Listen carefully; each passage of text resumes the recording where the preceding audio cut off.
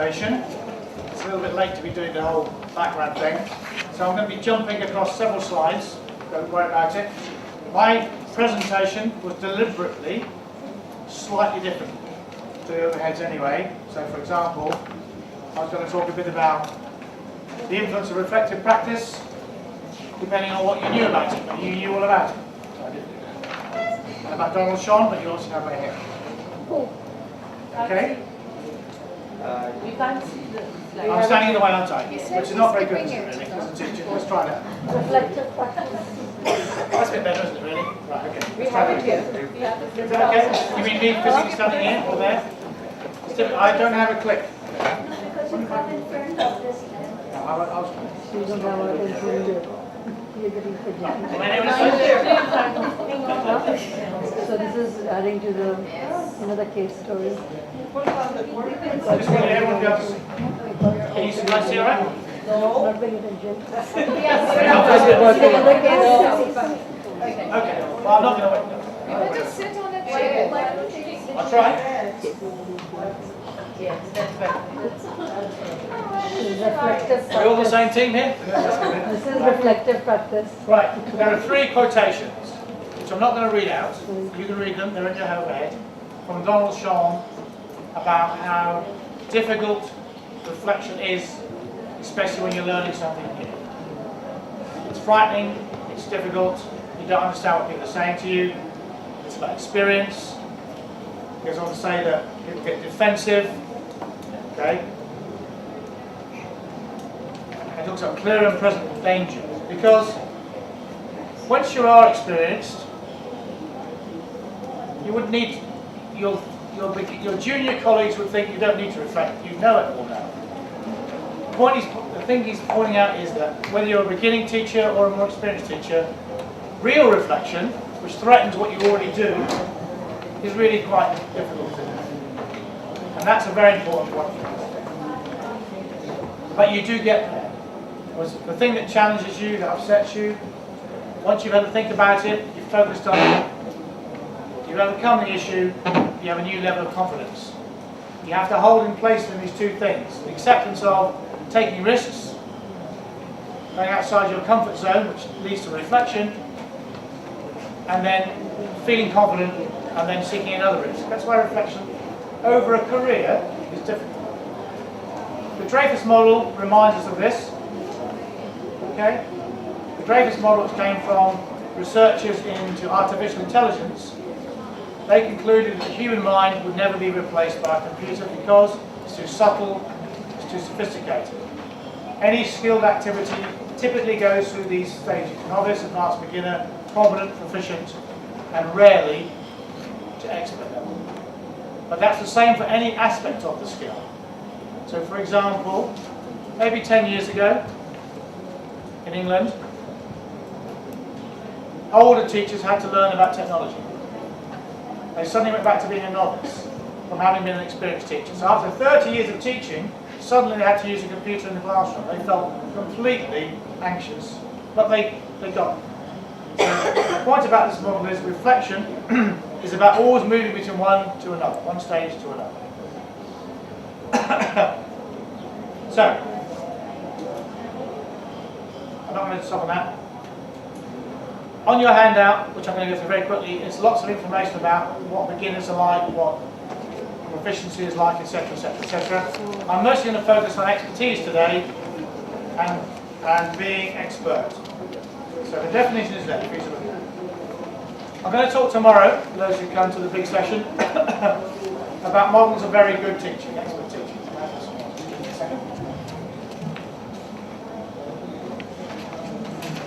One of the issues with the term reflective practitioner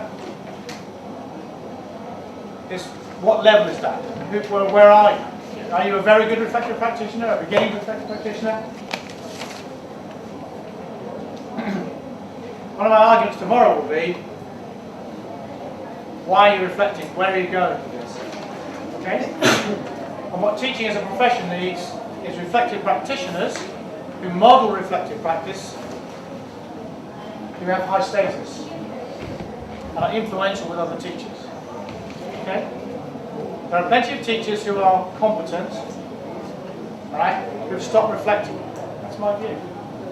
We've got to be pretty good. They're very busy. That's enough, thank you. I've got my children, my family, my life. Reflection becomes a problem. It gets in the way. It makes you critical. And I'll argue the profession is at times under pressure to be merely competent. So to get to the next level, these levels,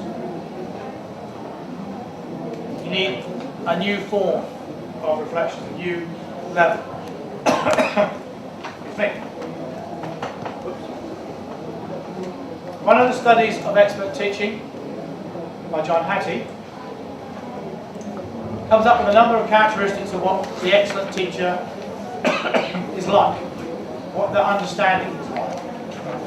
And he argues that they've got there partly through self-evaluation and reflection.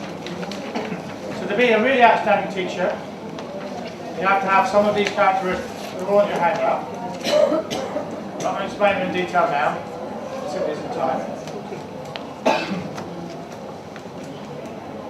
But I just want to reflect on a couple of them in relation to our example of that teacher who is struggling. Look at the top one. Optimal classroom climate for learning. She didn't have any of that, right? That's hard work learning what is the optimal climate, the seating, the positioning, the relationships, the way the students are placed in relation to you, the way you move them around, what's on the wall. This is the optimal climate for learning. This is a long-term, highly developed skill. They recognise that teaching is context-dependent and highly situated. That particular class, on that particular afternoon, did not need that lesson. They needed something else for that context. And she could change that context, but she couldn't change the situation. That class is that class. You have to teach them as they are, in the hope that they can learn and move on.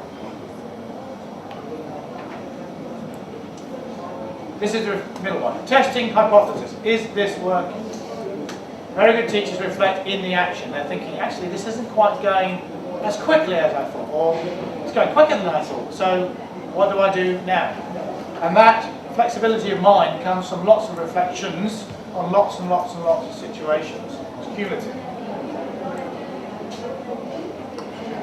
We've heard this word in the middle, passionate, a lot today. I absolutely believe in it, accept it. But ain't enough, it's not enough.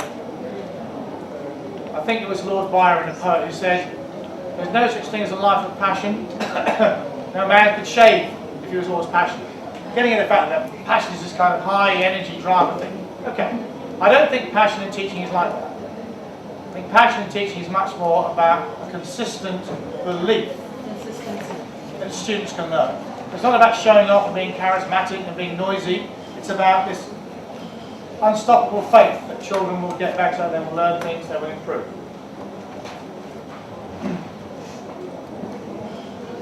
And so on. Okay. How's him?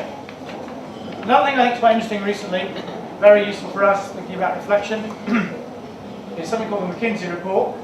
If you're not familiar with it and you'd like a copy, email me, I'll send it to you. It's in the public domain, you can find it, I'll send it to you. It was a study of the 10 most developed education systems in the world, and their conclusion was simple. Whether it's Singapore, or the UK, or the US, or wherever, those are the key things. The quality of education system is only as good as its teachers. Pretty obvious in a way. The only way to improve outcomes, whatever they are, doesn't mean tests. Could mean tests, doesn't mean tests. It's to improve instruction. And it's the right of every child to reach to have high quality instruction. That's been very influential with politicians around the world, by the way. It isn't mentioned much. What makes a teacher so good? Well, I think we're all agreeing in this room, it's partly through reflection, through being able to constantly improve their own practice. If we had time, we'd have gone back to thinking about ourselves as novices and how we learned to drive, and how terrifying it was, and how exciting it was, and how empowering it was, and how difficult it was, and what fun it was. And that's what learning anything is like at the early stages. And one thing about being Becoming a passenger is you don't know much about what's going on. If you know this particular psychological mind frame, when you're learning a skill, you start off not knowing you can't do it, then you know you can't do it, then you sort of feel you can do it, and then you forget you can do it. This is the enemy of reflection, is it not? The last one. When you're very good, you no longer need to think. And this is my final section. It's about what are we going to do then about that challenge for us. Now then, if you're a very, very good teacher, and a beginning teacher comes to watch you teach, this is what might happen. Experts are able to demonstrate things with great skill, but they often disguise difficulty unintentionally by making things look easy. A good demonstration is one that reveals its difficulty in a meaningful way. One of the most difficult things about teaching is it's, say, not like music. If you're a very good musician, a very good violinist, you can go and work with an even better violinist and spend time watching him or her play, copying him or her, and he can show you the same thing several times. Teaching happens in real time. It only happens once, and it's gone. All right? So having a masterclass in teaching will only happen if you capture what happened. That's why I used that little example we've started off with. It generated lots of conversation about that lesson. What our job is, if we're going to be better as reflective practitioners, we have to have, just like children do, better resources for reflection. So, just writing an evaluation of your lesson is useful to you. It's not much use to me. If you wrote about something that happened in your lesson and described it the way I've tried to describe that incident, and say, what do you make of that?